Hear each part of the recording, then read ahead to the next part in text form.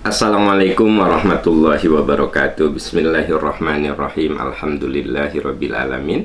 La ilaha illallah wahdahu la syarikalah, lahul mulku wa lahul hamdu wa huwa ala kulli syai'in qadir. Asyhadu an la ilaha illallah wa asyhadu anna Muhammadan abduhu wa rasuluh. Allahumma shalli ala Muhammad wa ala ali Muhammad kama shallaita ala Ibrahim wa ala ali Ibrahim fil alamin innaka Hamidum Majid. Alhamdulillah, sahabat percikan iman, dengan izin Allah Subhanahu wa Ta'ala, pagi ini kita akan membahas sejumlah pertanyaan yang saya terima, sejumlah masalah yang saya terima, dan kita akan bedah dari perspektif Al-Quran dan Sunnah. Ya, kita awali dengan pertanyaan pertama. Assalamualaikum Ustadz. Waalaikumsalam warahmatullahi wabarakatuh. Pak Ustadz, anak saya punya penyakit hidroperenia. Dia rajin sholatnya, tapi kalau sholat subuh kadang-kadang kesiangan sampai jam 6 karena konsumsi obat penenang tiap hari. Gimana Pak Ustadz hukumnya? Ya, hukumnya itu sebuah kedaruratan. Kan jelas-jelas putra ibu sakit, jelas-jelas putra ibu minum obat penyembuh, sehingga pengaruhnya itu pada tidur yang cukup lama begitu. Selama hari-hari biasa, sholat-sholat biasa itu baik-baik saja, artinya selalu sholat di awal waktu, berarti kan memang ketika sholat subuh itu kesiangan, ya, bukan karena lalai, tetapi karena uzur. Jadi dua hal, ada lalai, ada uzur. Yang tercela itu lalai. Fawailul lil musallin alladzina hum an sholatihim sahun, yaitu orang-orang yang lalai dalam sholatnya. Tapi kalau uzur, nah, maka tidak kategori lalai, ya. Tidak ada masalah, Bu. Semoga putra ibu segera diberi kesembuhan, kesehatan, ya. Kemudian putra ibu diberi kesabaran, ibu juga sama diberi ketabahan. Jangan lupa sahabat-sahabat sekalian, idza aradallah, idza ahabballahu qauman ibtalah, kata Nabi. Kalau Allah sedang memberikan ujian kepada kita, fahami bahwa itu cara Allah menyayangi kita. Jadi orang beriman tuh kalau dikasih musibah, pemikirannya itu positif. Beginilah cara Allah menyayangi saya, gitu. So, Bapak Ibu, siapa yang sekarang hidupnya sedang penuh penderitaan? Ya, siapa? Ayo, tanamkan dalam diri kita bahwa Allah sedang menyayangi saya, gitu, ya. Allah sedang mencintai saya, gitu. Tanamkan, sehingga dari situ, ya, nanti kita akan punya energi untuk menyelesaikan masalah. Karena diawali dengan suatu kerangka pikir, Allah sedang sayang sama saya. Maka energi positif itu akan keluar dari diri kita dan akan menjadi kekuatan untuk menyelesaikan seluruh persoalan yang kita hadapi. Tapi kalau ada musibah apapun, penderitaan apapun, mau penyakit, mau disakiti, mau kekurangan harta, mau dikecewakan anak, suami, istri, keluarga, pokoknya ada suatu penderitaan yang kita alami, tapi kita menerimanya dengan suudzon. Kenapa ya Allah, saya diuji kayak begini, padahal saya teh, nah, kenapa ya Allah saya tuh dikasih kayak gini, padahal apa sih kesalahan saya? Rasanya saya teh ibadah rajin, rasanya saya teh selalu berdoa, tapi kenapa dikasih kayak begini? Nah, ini membuat energi negatif yang dominan pada diri kita. Karena itu ada ayat yang mengatakan kalau kita kena musibah apapun, langsung tanamkan inna lillahi wa inna ilaihi roji'un. Semua milik Allah, kembali kepada Allah. Maksudnya apa? Saya terima. Ini merupakan bagian dari kasih sayang Allah. Ya, ini rumus tambahan dari pertanyaan tadi. Kita selalu menerima apapun yang Allah berikan kepada kita sebagai bentuk cinta Allah kepada kita semuanya. Itu jawaban pertama. Kita beralih ke pertanyaan berikut. Assalamualaikum Ustadz, semoga Ustadz sehat. Mau nanya, kalau kita terpuruk dalam ekonomi di masa pandemi, apa yang harus dilakukan seorang hamba dalam memohon solusinya? Ya. Bapak Ibu sahabat tercinta, saat pandemi ini yang terpuruk bukan hanya satu orang, ratusan juta, ya. Ratusan juta di seluruh dunia ini, kalau digabung gitu, ya, orang yang kemudian menjadi jatuh miskin di seluruh dunia itu mencapai 300 juta, kebayangkan, ya. Nah, termasuk Indonesia itu memang mengalami kondisi yang berat secara perekonomian. Banyak pabrik-pabrik yang tutup, banyak usaha-usaha yang tutup, ya. Makanya nih, bagi sahabat-sahabat yang di masa pandemi ini oleh Allah masih dititipi rejeki, bahkan ada yang rezekinya malah bagus di masa pandemi. Wah, kalau tidak berterima kasih sama Allah itu keterlaluan.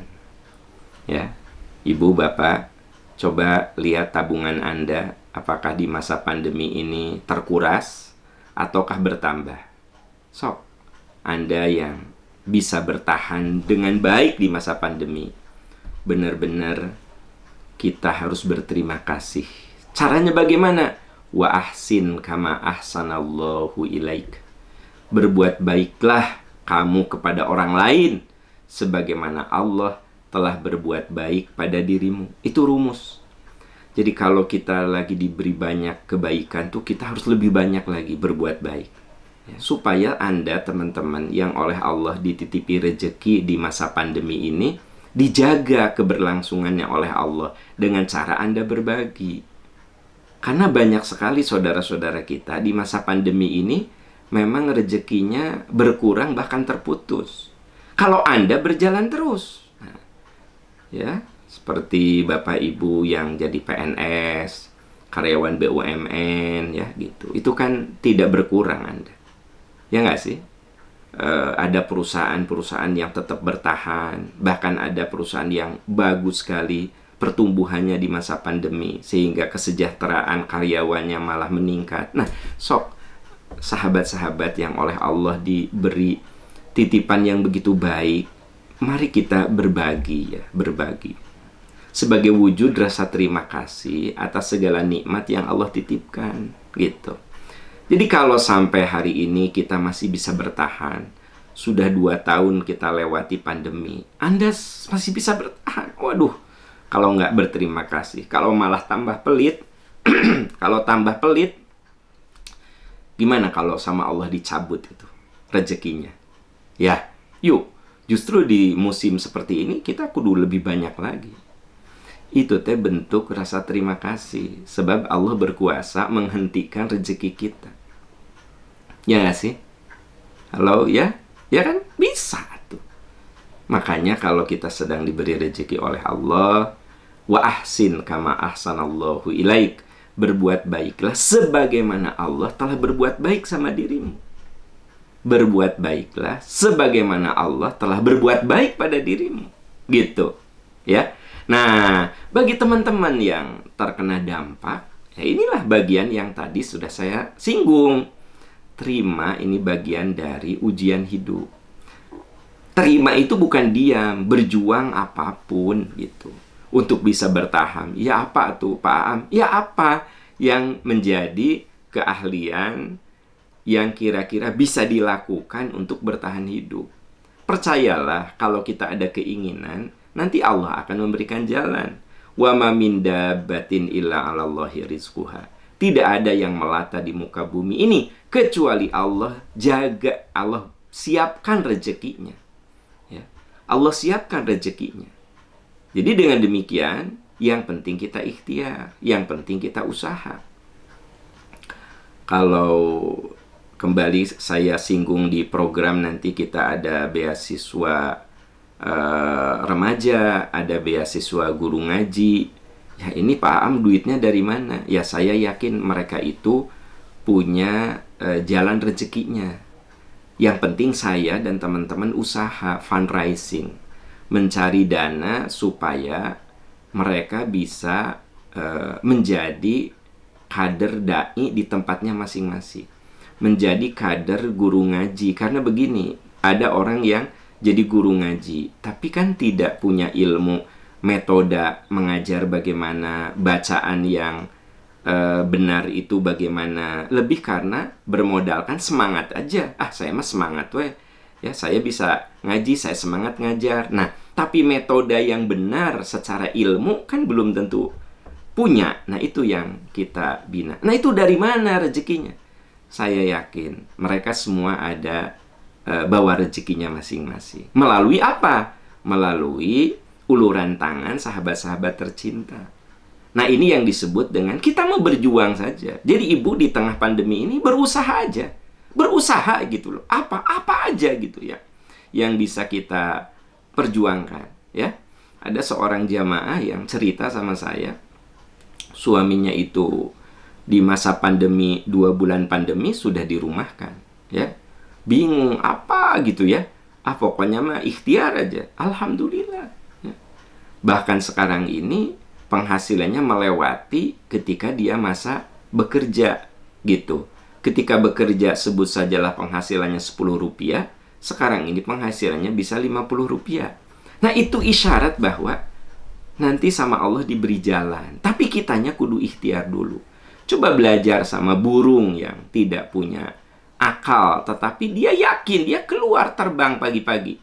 Ketika pagi, dia tuh lapar. Burung itu perutnya lapar gitu loh. Kosong. Dia terbang, ikhtiar. Dan sore-sore, perutnya terisi. Nah itu isyarat bahwa rezeki itu sudah disiapkan oleh Allah, tapi kita harus berjuang untuk berikhtiarnya. Jadi ikhtiarnya apa tuh Pak Am? Ya apa yang, ya saya juga nggak ngerti keahlian Anda. Apa aja yang bisa kita kerjakan, kerjakan. Apa yang terpikir oleh kita, lakukan. Begitu. Itu diantara upaya ikhtiar-ikhtiar untuk bisa bertahan. Ya kalau berdoa mah saya nggak usah arahkan lagi, itu mah kan sudah pastilah ya. Berdoa itu bagian yang melekat pada diri kita. Wallahu a'lam bishawab ya. Kita beralih ke pertanyaan berikut. Assalamualaikum Ustadz. Waalaikumsalam warahmatullah. Semoga Ustadz dan keluarga serta jamaah percikan iman selalu sehat. Amin. Amin ya rabbal alamin. Izin tanya, bolehkah saya sebagai ibu bertawasul sama amal soleh yang menurut saya yang terbaik untuk kesolehan anak-anak? Karena jujur perjuangan sebagai ibu itu dalam membesarkan seorang diri sangat berat karena suami telah wafat. Mohon solusinya Ustaz. Ibu, justru kita ini disuruh untuk bertawasul dengan amal soleh. Wabtaghu ilaihil wasilah gitu. Dan hendaklah kamu meningkatkan amal soleh sebagai wasilah. Wasilah itu artinya perantara ya. Nah wasilah itu ada 2. Tawasul namanya. Tawasul itu ada 2. Satu, tawasul yang syar'i. Tawasul yang syar'i itu tawasul dengan amal soleh. Kita tingkatkan kesolehan kita. Bahkan ketika berbicara tentang doa, di situ ada unsur tawasul dengan amal soleh ya. Coba Anda lihat di Al-Baqarah 186. Wa idza sa'alaka ibadi anni fa inni qarib ujibu da'watad da'i idza da'ani falyastajibu li wal yu'minu bi la'allahum yarshudun. Bila hambaku bertanya tentang aku, katakan aku itu dekat. Ujibu da'watad da'i, aku akan mengabulkan doa orang-orang yang meminta kepadaku idza da'ani, kalau dia minta. Falyastajibu li, mereka memenuhi panggilanku, wal yu'minu bi, dan mengimaniku. Memenuhi panggilanku maksudnya apa? Memenuhi panggilan-panggilan Allah untuk meningkatkan amal soleh. Jadi kalau ibu bertanya, boleh nggak Pak Aam saya bertawasul dengan amal soleh? Ya boleh. Dengan cara bertawasul itu meningkatkan amalan-amalan soleh. Saya pernah sampaikan sama Anda. Saya sering mengatakan, jazakumullah khairan katsira bagi Anda yang sudah berwakaf, bagi Anda yang sudah menitipkan zakat, infak, sedekah ke lembaga percikan iman. Semoga itu menjadi sumber keberkahan keluarga, sumber kesolehan pasangan hidup kita, sumber kesolehan anak-anak kita. Itu tuh namanya Anda sedang tawasul dengan amal soleh, ya. Jadi ada orang yang rumah tangganya teh berantem ya, panas gitu, berantem aja ya. Jadi rumah itu kayak bara gitu, ya. Gampang emosi, gampang marah gitu. Nah, ada seorang bapak konsul sama saya, ini Pak, gimana ya? Saya tuh ngobrol sama istri tuh panas gitu loh, sama anak-anak gitu. Saya bilang, Pak, ini ikhtiar saja, saya bilang. Tingkatkan amalan soleh, ya. Salah satunya adalah Bapak kuatkan wakaf. Wakaf, Pak, gitu. Rutin aja berwakaf. Siapa tahu itu akan menjadi pendingin suasana rumah tangga. Itu ikhtiar, saya bilang. Ya. Bapak upayakan sedekahnya ditingkatkan, wakafnya semoga itu pendingin. Alhamdulillah teman-teman. 6 bulan kemudian ketemu saya lagi, Pak Am, saya sekarang jadi lebih reda tuh rumah tangga teh. Ente panas gitu, ente kayak bara gitu, nggak kayak api, nggak kayak sekam gitu, tapi memang jadi lebih teduh. Ya saya bilang itu namanya tawasul. Selain itu Bapak tingkatkan saum Senin, tahajud, ya, kemudian duha, itu tawasul itu, teman-teman sekalian. Tawasul dengan amal soleh. Wabtaghu ilaihil wasilah. Quran mengatakan begitu. Jadikan amal solehmu itu tawasul kepada Allah. Ya, tawasul. Nah, jadi kalau misalnya kita ini meningkatkan amalan soleh supaya anak-anak soleh, yaitu tawasul dengan amal soleh. Ibu rajin duha, ibu rajin saum Senin Kamis, ya, ibu jadi rajin tahajud. Kalau ada rezeki, ibu nggak pelit untuk bersedekah, untuk berwakaf. Ibu nggak pelit untuk berwakaf gitu. Nah, itu menjadi bagian untuk menyejukkan kehidupan sehari-hari kita. Ya, boleh jadi anak kita soleh bukan karena kita hebat mendidik. Boleh jadi cara mendidik kita teh kalau menurut ilmu psikologi masalah. Tapi nah anak-anak soleh, nah itu boleh jadi karena kekuatan amal soleh kita, tawasul kita. Ya, kalau saya pikir-pikir gitu ya, boleh jadi ibu bapak saya teh dalam mendidik anak kalau pakai ilmu psikologi teh salah. Ya. Tapi alhamdulillah kenapa anak-anaknya relatif ya balager lah segitu mah.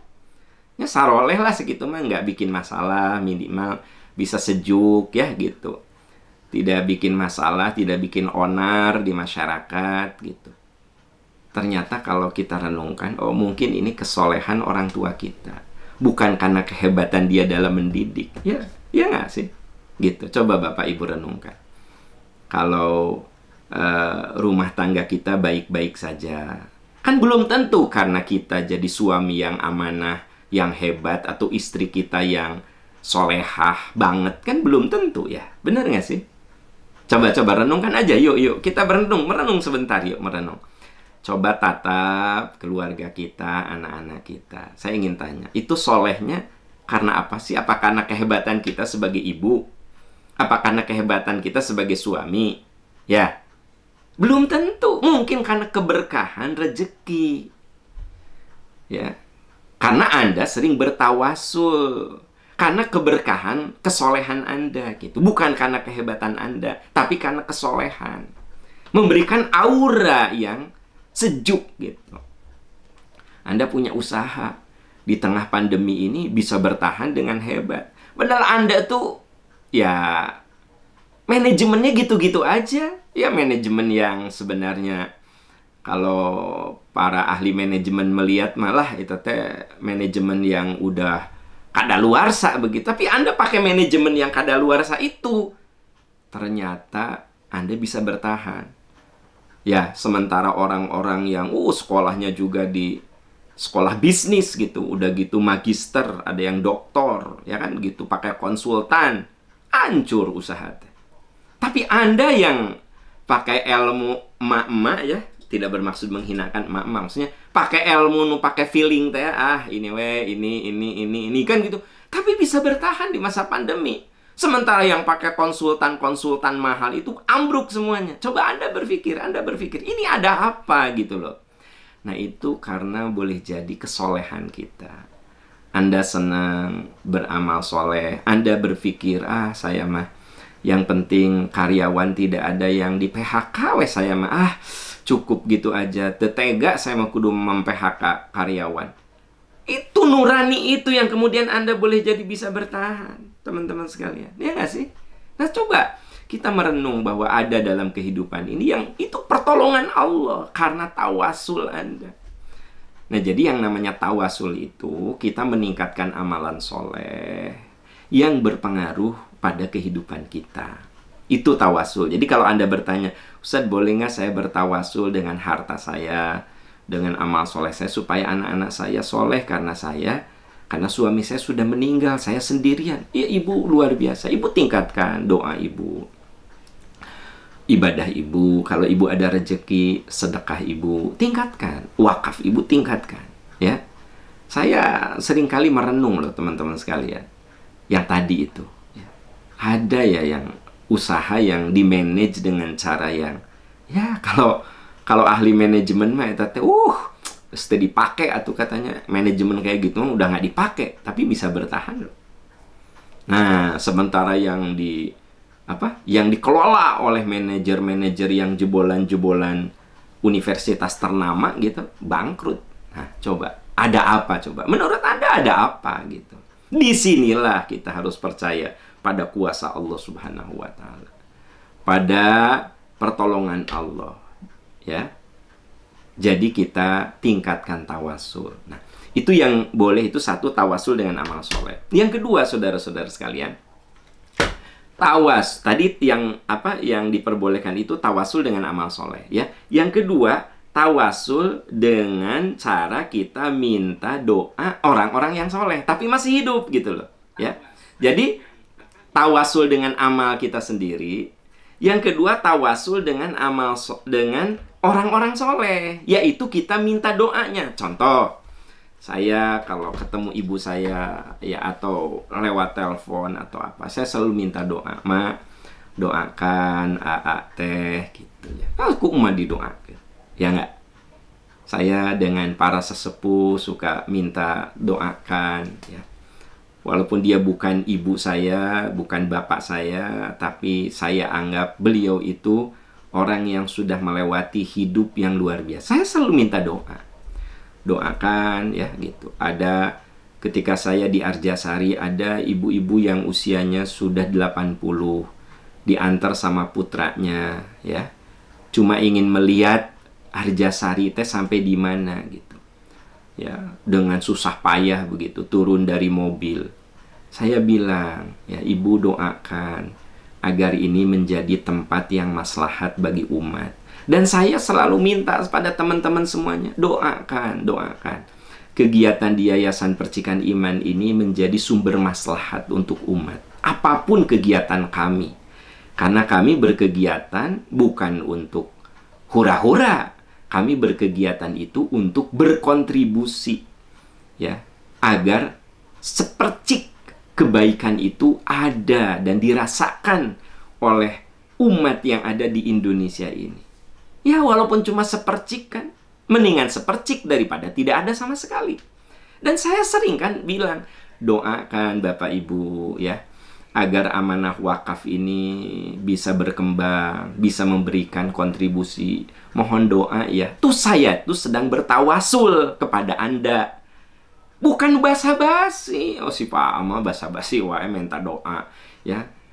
Bukan basa-basi, asli gitu loh. Saya titip dalam tahajud Anda, dalam duha Anda, dalam puasa Anda, sok doakan agar kegiatan-kegiatan di percikan iman ini berkembang, tumbuh, menjadi sebuah kemaslahatan bagi umat.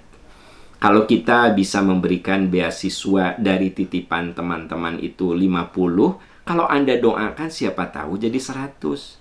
Mudah-mudahan nanti dari 200 jadi 1000. Berarti kan makin banyak yang dapat kemaslahatan dari doa Anda. Nah, saya minta doa itu artinya saya bertawasul. Apalagi ke orang tua. Makanya ke orang tua mah dua, minta maaf dan mohon doa. Kalau ketemu orang tua teh, ma ya atau ibu ya, bunda maafkan kesalahan-kesalahan AA, kesalahan-kesalahan Neng, maafkan gitu. Doakan ma ya, supaya AA husnul khotimah, supaya anak-anak saroleh. Walaupun ibu kita akan mengatakan, itu diminta ge ku emak didoakan. Walaupun begitu, tetap kita dengan rendah hati minta didoakan sama orang tua. Kenapa? Kita tawasul pada doa-doa mereka gitu loh. Ya. Gitu teman-teman sekalian. Nah, termasuk tawasul dengan orang teman kita. Kan Anda pernah gini, kemana? Saya mau ke Jakarta, doakannya sing lancar usaha saya. Nah, kebayang nggak? Anda tuh sedang bertawasul kepada teman Anda. Makanya kalau ada orang yang minta doa, doakan. Ya. Karena apa? Man yassaro ala mu'sirin yassarallahu fid dunya wal akhirah. Siapa yang memberikan kemudahan kepada orang lain, Allah akan permudah. Jadi kalau ada orang yang minta doa itu doakan, jangan ya insya Allahnya insya Allah bari enggak gitu kan, doakan ba'da sholat ya, Pak Am doakan ya ibu saya sedang sakit. Oh mau nggak Bu, mau nggak? Ya tidak harus langsung berdoa di situ. Ya saya ketika ba'da sholat, ya Allah ya ibunya sahabat saya, dah Allah maha tahu saha ibu nate, tidak perlu coba lihat fotonya, coba namanya lengkap, nggak usah gitu, dah Allah maha tahu atuh ya. Allah mah ilmunya tak terbatas ya Allah. Sahabat saya ibunya sedang sakit, berikan kesembuhan, berikan kesehatan, berikan kesabaran, jadikan sakitnya pelebur dosa, dan ya Allah beri kesabaran ketabahan untuk keluarganya menerima ujian ini. Ya Allah, hanya kepada Engkau saya minta, hanya kepadamu saya mohon, kabulkan doa-doaku ya Allah. Teman saya nggak tahu kalau saya mendoakan saat tahajud, saat duha, ya nggak? Karena doa yang paling bagus itu orang yang didoakannya tidak tahu. Nah gitu. Itu doa yang paling bagus. Jadi kalau saya minta doa sama Anda, saya tuh bertawasul pada Anda sebenarnya. Nah, yang tidak boleh itu tawasul kepada orang yang sudah wafat. Saya datang ke kuburan bapak saya. Bapak saya sudah meninggal 20 tahun yang lalu. Ya itu tidak boleh. Bapak doakan AA teh begini-begini. Nggak usah, sudah wafat. Justru kepada yang sudah wafat mah kita mendoakan. Allahumma gfirlahu warhamhu. Ketika saya ziarah ke makam bapak saya, doakan agar beliau diampuni, dimuliakan. Ya. Tapi karena ibu saya masih ada, saya bisa tawasul sama ibu saya karena masih ada. Kalau bapak saya sudah, saya tidak bisa bertawasul. Nah, kesalahan kita kadang kita bertawasul kepada orang yang sudah wafat. Ya, tanpa mengurangi rasa hormat, ada yang datang ke kuburan wali-wali tawasulan. Nah, itu yang salah. Karena beliau sudah wafat. Kalau tawasul kepada teman agar didoakan, pada guru agar didoakan, ya, pada orang yang menurut kita baik, kita minta didoakan. Dan saya sering bertawasul sama Anda. Kayaknya tiap pagi saya bertawasul. Teman-teman, sahabat-sahabat, doakan ya supaya program-program di percikan iman yang sifatnya untuk kemaslahatan umat itu betul-betul bisa berkembang, bisa bertumbuh ya. Misalnya saya akan ada program mobil ambulan itu mau dibarukan ya gitu. Nah, saya kan bilang kalau ada rezeki ikut wakaf ambulan. Kalau tidak doakan. Atau dua nana. rezekinya iya, ngadoakeun iya, itu lebih dahsyat lagi. Nah, jadi saya ingin jelaskan tawasul itu dianjurkan. Satu, tawasul dengan amal soleh. Yang kedua, tawasul kepada orang-orang yang masih hidup. Nah, tawasul.